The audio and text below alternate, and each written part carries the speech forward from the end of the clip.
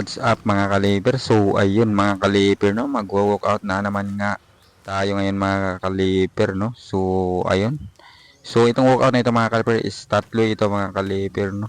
So bago yun mga kaliber ay kailangan muna natin mag-warm up mga kaliber no. So ito yung warm up mga kaliber, 20 seconds mga kaliber no. So bali tatlong warm up ang gagawin natin ngayon mga kaliber no. So ayun, ito yung mga lawa mga kaliber no. Ayan, parang tumatakbo ako mga kaliber no, pero hindi naman nagmo-move. So, ayan, steady lang siya mga kalipin. So, 30 seconds yan mga kalipin, no, gagawin natin para mabuhay-buhay yung mga kalamnan natin mga kalipin, no, bago tayo mapunta doon sa workout na gagawin natin mga kalipin. Ayan, may aso pa mga kalipin, nakatingin. So, ito yung pangatlo mga kalipin, no, na warm up mga kalipin. So, 20 seconds lang ito mga kalipin, no, na gagawin natin ang warm up na ito. So, ayun, ito mga kalipin, no.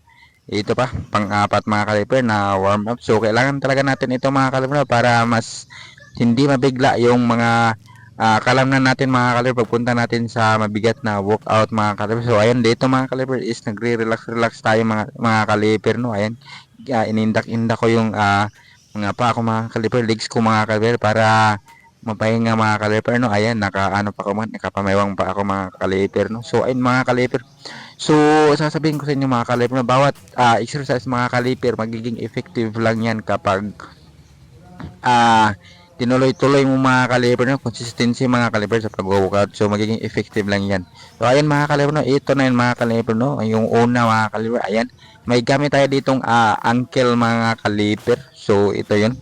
So, ayan mga kaliper, no?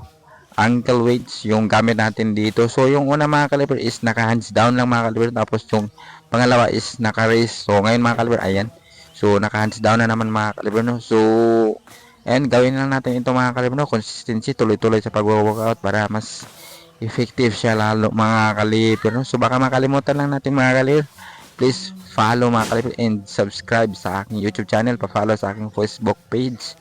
So, ayan, no. At meron din akong TikTok mga kaliper. So, ito mga kaliper is obstacle mga kaliper, no. So, gamit natin dito mga kaliper is itong PVC mga kaliper, no. So, dalawa lang siya mga kaliper, no, na obstacle.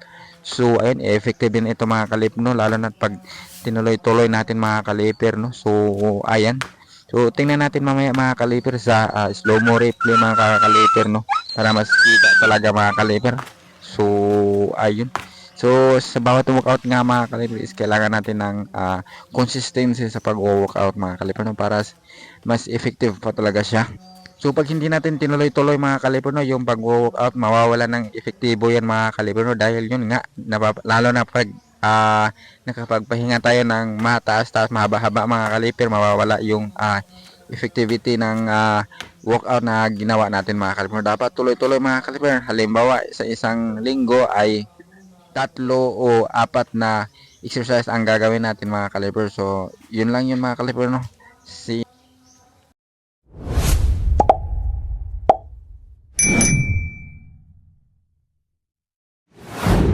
Thank you for watching.